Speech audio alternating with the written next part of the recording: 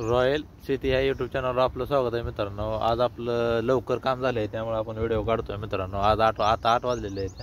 हे तुम्ही पाहू शकता, हा बदला आहे 30 पीस आहेत आणि चांगल्या मालाचा कॅरेट 3 कॅरेट निघलेला आहेत मित्रांनो. तुम्ही पाहू शकता हे असे 3 कॅरेट आहेत आणि ह्या प्लॉटला 4.5 महिने पूर्ण झालेत मित्रांनो, तरी देखील हा प्लॉट चालत आहे. त्यासाठी आपण जे चांगलं व्यवस्थापन आणि चांगल्या प्रकारे तर प्लॉटला आपण सांभाळलं तर आपला प्लॉट 6-7 महिने दुधाचा चालू शकतो.